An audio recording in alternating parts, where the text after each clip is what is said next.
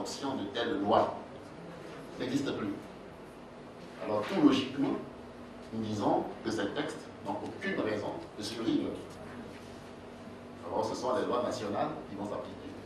C'est la raison pour laquelle j'ai dit, mais est-ce que nous aurons des élections encore de sortie de crise? Est-ce que nous aurons des élections normales ou normalisées? Je ne sais pas. Mais c'est une décision qui n'appartient ni au Conseil constitutionnel, ni à la Commission électorale indépendante, ni à l'ONU. C'est une décision qui appartient à l'État de Côte d'Ivoire. D'abord, je vous réponds un peu à l'État de Côte d'Ivoire. L'État de Côte d'Ivoire qui est représenté par le président de la République. Nous sommes là, une population éparse. Si nous voulons exprimer une idée, il faut qu'on ait un porte-parole. Et le porte-parole, pour l'essentiel en Côte d'Ivoire, et de la Côte d'Ivoire, c'est le président de la République. C'est lui qui a été élu. Donc c'est lui qui parle au nom de la Côte d'Ivoire. Si vous me permettez d'être un peu juriste, nous dirons que le peuple ou la nation, c'est un tout, mais qui n'a pas de voix. Qui n'a pas de voix et qui n'a pas de personnalité en quelque sorte, en dehors de l'État, dont les juristes disent qu'il est la personnification juridique de la nation ou du peuple. Et l'État a des organes. Et le premier organe, c'est le président de la République chez nous. Et ailleurs aussi, d'ailleurs. Donc le président parle au nom de la Côte d'Ivoire en tant qu'organe éminent de l'État de Côte d'Ivoire. Donc quand il fait un don en tant que président de la République, il le fait au nom et pour le compte de la Côte d'Ivoire, nécessairement. Si Vaudier fait un don, il le fait en son nom propre. Mais les dons qui sont présentés par le président de la République sont des dons émanant de l'État de Côte d'Ivoire. Mais le président, il agit en tant que président, en l'espèce. Mais il peut agir également en tant qu'individu, en tant que personne privée. Et nous avons une autre carence, une autre tare liée à notre culture. C'est l'absence de séparation. Nous ne connaissons pas le principe de séparation, ou très peu. Et on glisse vers le règne de la confusion. C'est un autre problème auquel nous devons réfléchir. Il y a souvent le mélange des genres. Le mélange des genres, vous me permettez de dire d'un mot un peu barbare, il est tératogène. C'est-à-dire il engendre des monstres. Il est mi-mi. Il est mi ceci, il est mi cela. Finalement, il est mi-mi. Alors, ça devient un monstre, ça devient monstrueux. Donc voilà, je crois que juridiquement, la question est réglée, en principe. Mais le principe de la séparation, de l'État, personne privée, de l'État et de la religion. Vous voyez la pratique que nous avons de la séparation de l'État et de la religion et de la laïcité de l'État. C'est notre culture aussi qui nous y conduit. Permettez de faire une digression. Au Conseil constitutionnel, nous recevons des demandes de la part des religions. L'intervention pour construire une mosquée, pour construire une église, un temple, etc. Nous avons pris la décision que la laïcité de l'État nous interdit d'intervenir. Comme l'affirmons comme ça, on n'a pas très bonne conscience non plus. En fait, ce n'est pas la culture générale que nous avons. Donc on est embarrassé soi-même. Donc c'est un effort continu à continuer qui nous permettra de sortir de cet embarras, à la fois conceptuel et pratique. Alors voilà pour ce qui est des textes. Comme c'est le ministre, il y a peut-être une décision à prendre. Si on doit en prendre une, vous savez, à qui il revient de prendre la décision. Maintenant, on peut dire, bon, les choses vont exister comme elles existent. Le choix est nécessairement politique. Je ne peux donc rien dire. Enfin, je ne peux rien dire. Ni pour le moment, ni demain. Alors, le Conseil constitutionnel, monsieur de l'IDPCI aurait voulu être rassuré. Mais que valent les garanties fournies par Vaudier? Rien du tout. Rien du tout, donc j'exagère un peu. Vous me parlez en tant que président du Conseil constitutionnel. Alors je dois vous dire, en mon âme et conscience, que je jouerai le rôle qui est le mien. Et les membres du Conseil constitutionnel, donc le Conseil en tant qu'entité, jouera le rôle qui est le sien. Chacun en pleine connaissance de ses attributions et de ses responsabilités.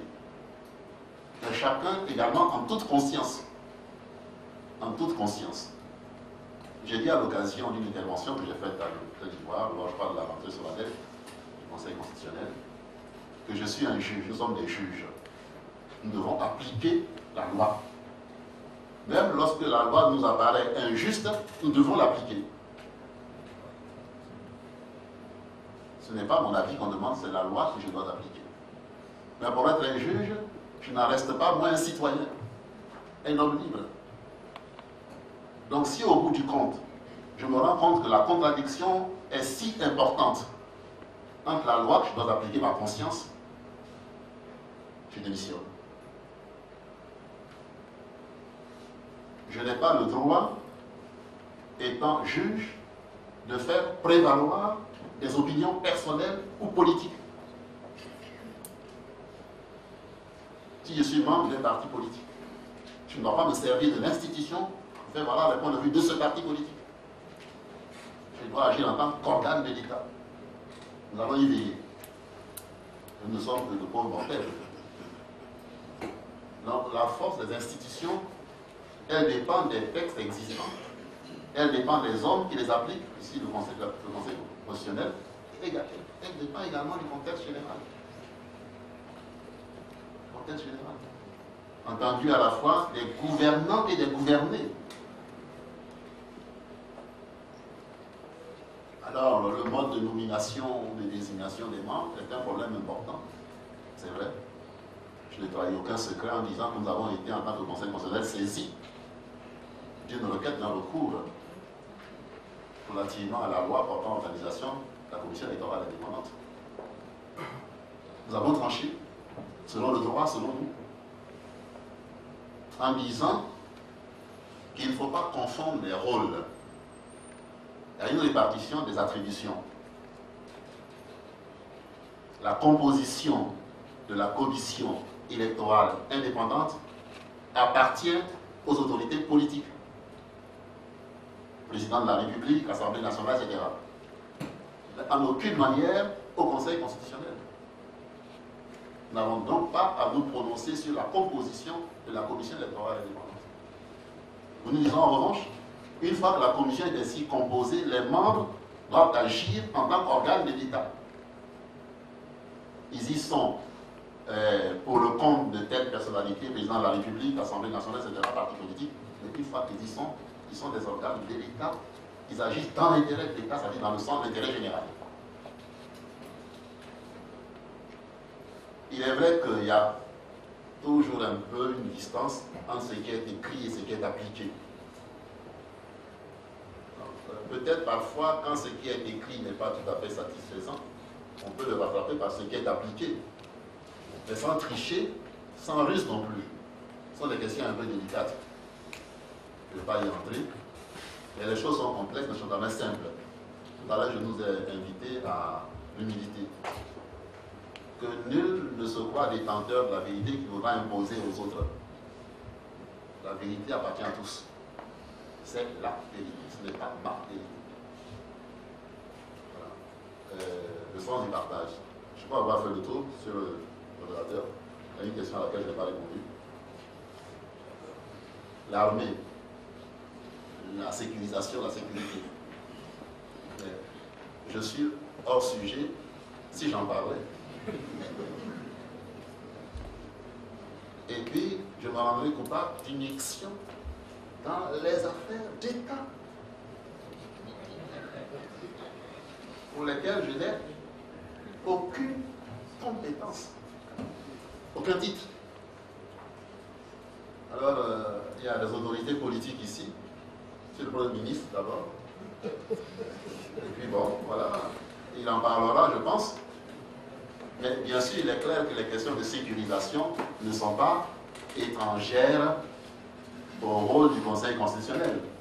Pour pouvoir jouer notre rôle, il faut que ce soit des conditions de paix, de tranquillité. Alors, les violences découvre lors des élections, pendant la campagne, au cours du scrutin, peuvent être des motifs d'annulation de l'élection. Nous l'avons déjà fait. Transport des urnes, etc. Casser les urnes, barrer le passage. Et les dispositions pourraient être prises dans ce sens. Tout à l'heure, on parlait de la dématérialisation, Monsieur le Président de la Commission électorale indépendante. La dématérialisation peut également jouer un rôle. Du coup, au lieu d'avoir à transporter dans les urnes à travers des camions et autres, avec la nouvelle technologie, on peut régler certains problèmes, à condition qu'on les maîtrise et qu'on leur demande de jouer effectivement leur rôle, devient que leur rôle en quelque sorte. Donc c'est un problème que je renvoie à qui de droit, s'il existe bien sûr.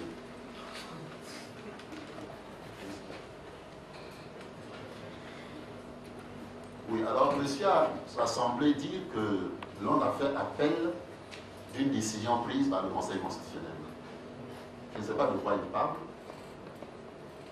Les décisions du Conseil constitutionnel sont sans recours. Elles s'imposent à toutes les autorités administratives, politiques, militaires, etc.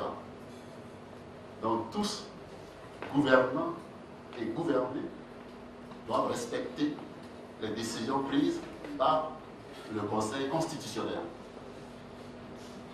Pas de recours. Alors ne nous saisissez pas de recours. Il y a là aussi, j'en profite, nous sommes des citoyens et nous devons le montrer. Un citoyen, c'est celui qui connaît ses droits et qui connaît également ses devoirs. Donc formons-nous. Il faut que nous apprenions le langage du citoyen de la démocratie. Notre langage est souvent un langage monarchisant.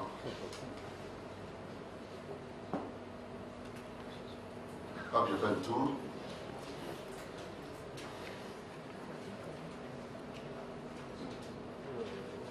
oui, à propos de la Constitution et des organes existants. La Constitution ne parle pas de la Commission électorale indépendante en tant que telle. La Commission parle de l'organe, la Commission chargée des élections. À partir de là, ici appuyant, on a créé la Commission électorale indépendante comme étant la commission des élections prévues par la Constitution.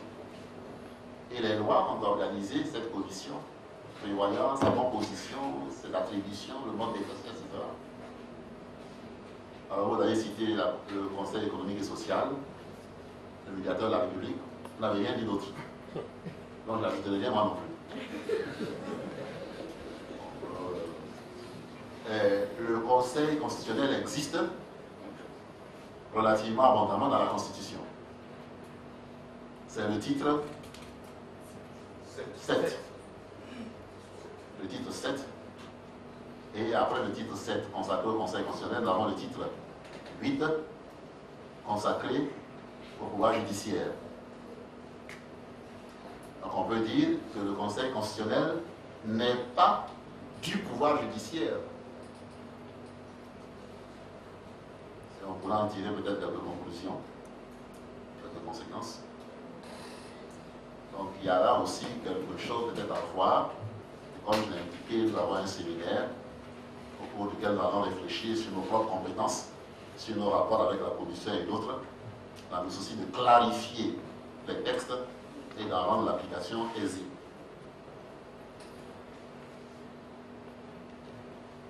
Bien, Monsieur le Président, sauf erreur de ma part, je pense que toutes les questions ont été ouvertes. Et je voudrais maintenant solliciter votre indulgence parce que l'emploi du temps, compte tenu du retard qu'on avait déjà pris au départ et compte tenu des deux thèmes qui doivent être couverts ce matin, fait que nous n'allons pas avoir une deuxième série de questions ou de commentaires. Et c'est juste une introduction. Donc si demain il y aura des ateliers où vous aurez l'occasion de vous exprimer pleinement sur ces questions, mais si vous voulez faire des débats en profondeur, on peut continuer sur cette thématique jusqu'à la fin de la journée, il y aura toujours à dire. Donc souffrez que je mette fin à cette session en sollicitant vraiment votre compréhension et votre indulgence. Et je voudrais, à votre nom à tous et au nom surtout de l'ONUCI et de la CEI qui sont les organisateurs de cette session, exprimer ces sincères remerciements à l'endroit du président de la Cour constitutionnelle. Donc en réalité, nous avons même eu droit à 3 personnes en une seule, puisque c'était non seulement le président, mais également le professeur et aussi la personne qui a bien voulu s'entretenir d'une thématique importante. Et il a vraiment, sans trop fuyant, parlé des questions qui sont des questions importantes et sur lesquelles il a aussi ouvert des chantiers pour alimenter la réflexion qui va se poursuivre surtout dans les ateliers de demain matin. Donc, encore une fois, merci beaucoup, Monsieur le Président, et je voudrais donc remettre la parole à la modératrice générale.